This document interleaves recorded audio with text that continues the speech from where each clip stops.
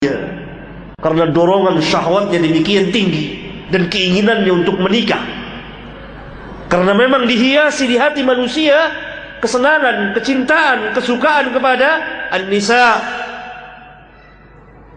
Lihat Nabi yang mulia, demikian rahimnya, demikian inginnya beliau, pemuda-pemuda beliau nikah walaupun tidak punya apa-apa. Maka beliau bertanya, "Madza ma'aka minal Qur'an?" Apa yang engkau hafal dari ayat Al-Quran? Qala, laki-laki itu menjawab, "Ma'i suratun kada wa suratun kada. Ma'i suratu kada wa suratu kada wa suratu kada." Addadaha. Saya memiliki surat ini dan surat itu dan surat ini. Ditegaskan oleh beliau, qala ataqra'uhunna an dhahri qalbik. Apakah engkau hafal surat-surat itu? Qala na'am, saya hafal. Iya. Qala idhab faqad mallaktukaha bima ma'aka minal Qur'an. Pergilah engkau, sesungguhnya saya telah menikahkan engkau dengan wanita ini dengan mahar apa yang ada padamu dari ayat Al-Quran. Nikah. Dia tidak punya apa-apa, tetapi ini pemuda sahabat. Kita harus mengikuti manhaj sahabat. Sahabat bertanggung jawab. Sahabat diajarkan oleh Nabi yang mulia SAW, jangan menadahkan tangan kalau salah seorang dari kamu berangkat ke gunung, kemudian dia membawa kayu bakar di punggungnya, lalu dia jual, masih lebih baik bagi dia daripada menadahkan tangan. Bahkan salah seorang di antara mereka pecutnya jatuh, tidak ada seorang pun di antara mereka yang meminta diambilkan oleh kawannya. Demikian kuatnya, demikian penuh izzahnya, demikian penuh kemuliaannya dan kewibawaannya, dan dia berusaha dan mencari dan berjalan di antara satu takdir dengan takdir yang lain. Jangan kita pikir pemuda ini yang tidak punya apa-apa, cincin besi nggak punya, maharnya Quran, kemudian dia tetap dengan istrinya tidak memberi nafkah. Tidak, dia mencari, dia berusaha.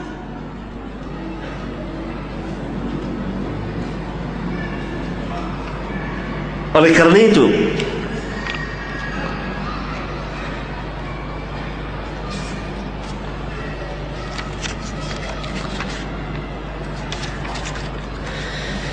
Imam Bukhari di kitab sahihnya di bagian kitabun nikah telah memberikan judul bab seperti yang saya berikan, yang merupakan fikih beliau. Kemudian beliau mengatakan, yakni memberikan alasan kenapa orang yang tidak mampu menikah, karena berdasarkan firman Allah Ta'ala, "Iyakunu fuqara'a yughnihimullahu min fadli." Jika mereka miskin, niscaya Allah akan memberikan kemampuan kepada mereka dari sebagian karunia-Nya. Jika mereka fakir, dinikahkan, maka Allah akan memberikan karunia, memberikan kekayaan kepadanya, memberikan kecukupan, memberikan kemampuan. Semua itu merupakan min fadlihi, sebagian dari karunia Allah Jalla wa'ala. Kita memperoleh pelajaran yang sangat-sangat tinggi tentang pentingnya pernikahan bagi setiap pemuda, dan harus membantu mereka agar menikah.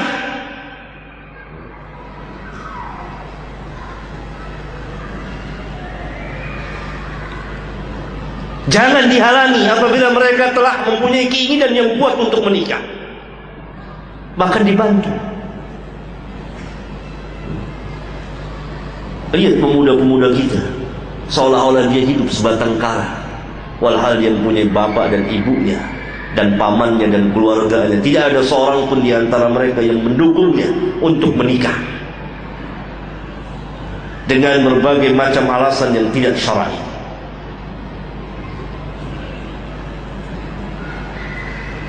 Orang-orang salaf dahulu, para sahabat tabi'in, mendukung, menganjurkan, memerintahkan, menyuruh. Bahkan sebab Abdullah bin Mas'ud meriwayatkan hadis, ya ma'syarul syabab, dia dipanggil oleh Utsman bin Affan, akan dinikahkan oleh seorang wanita, tapi dia tidak berhajat. Kemudian ditawarkan kepada tabi'in, kemudian dibawakan hadis yang mulia tadi, ya ma'syarul syabab, man istata'a minkumul ba'ata falyatazawwaj. Al-Hafidz Ibn Hajar dalam mensyarahkan bab tersebut di kitabnya Fathul Bari, kenapa orang yang tidak mampu menikah, Al-Hafiz mengatakan seperti ini, yang saya terjemahkan pada halaman 173 di kitab ini. Walhasil, ringkasnya, bahwa kemiskinan itu, yakni ketika akan menikah, tidak menghalangi untuk menikah. Kenapa? Karena mungkin saja dia akan memperoleh harta di kemudian hari. Kemudian saya memberikan penjelasan, yakni kekayaan dan kemiskinan sifatnya nisbi, relatif. Sekarang kaya, besok miskin. Sekarang miskin, besok kaya. Karena itu para sahabat ridwanullah alaihim jami'an senantiasa merubah diri mereka dari satu keadaan kepada keadaan yang lain, dari kelemahan kepada kekuatan, dari kemiskinan kepada kekayaan, dari kesyirikan kepada tauhid, dan seterusnya. Dan Rabbuna Azza wa Jalla telah berfirman kepada kita, halaman 174 dalam surat Ar-Ra'd ayat 11, innallaha la yughayyiru ma biqaumin hatta yughayyiru ma bi anfusihim. Sesungguhnya Allah tidak akan merubah keadaan satu kaum sehingga mereka merubah keadaan yang ada pada diri mereka. Allah tidak akan mencabut nikmat pada diri seseorang, pada masyarakat, apabila mereka tidak merubah ketaatan kepada maksiat. Allah tidak akan merubah nikmatnya dengan azab, kecuali manusia merubah ketaatan, mengganti ketaatan dengan kemaksiatan. Maka nikmat yang Allah berikan Allah cabut dan Allah ganti azab. Karena Allah tidak akan mengazab orang yang taat. Allah mengazab orang-orang yang zalim. Apabila Allah menurunkan azab kepada masyarakat yang zalim dan sebagian masyarakat yang taat, maka terkenalah mereka semuanya. Jadi kalau tidak ada kezaliman, maka Allah tidak akan mengganti nikmatnya dengan azab. Maka para sahabat merubah keadaannya dari satu keadaan ke keadaan yang lain, dari kemiskinan kepada kekayaan. Contoh yang paling menarik bagi kita dalam kehidupan para sahabat merubah keadaan dari satu keadaan kepada keadaan yang lain, Ashabus Suffah. Tahu Ashabus Suffah? Mereka yang tinggal di teras masjid, sekian puluh orang banyaknya. Di antaranya sahabiyun jalil Abu Hurairah radhiyallahu taala anhu. Ashabus Suffah, mereka yang pertama tidak punya keluarga. Tidak punya keluarga. Bapak ibu tidak ada, istri tidak ada, apalagi anak. Dan tidak punya uang. Apakah sepanjang hayat mereka tinggal di masjid, teras masjid? Tidak. Sekali-kali tidak. Mereka merubah dari satu keadaan kepada keadaan yang lain. Sekarang mereka tidak punya. Umumnya mereka orang-orang muhajirin yang hijrah, seperti Abu Hurairah hijrah dari Yaman ke Madinah, tidak membawa apa-apa. Beliau tinggal di teras masjid, tidak punya keluarga, tidak punya uang. Tapi para sahabat tidak diam, tapi merubah keadaan dari satu keadaan ke keadaan yang lain. Oleh karena itu silih berganti yang tinggal di teras masjid.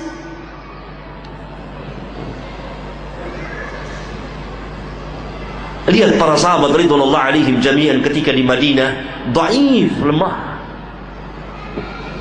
Mereka merubah keadaan, karena Rabbuna tidak akan merubah keadaan seseorang sampai orang itu merubahnya. Mereka berjalan di atas satu takdir dengan takdir yang lain. Berjalan di atas satu takdir, dari satu takdir ke takdir yang lain.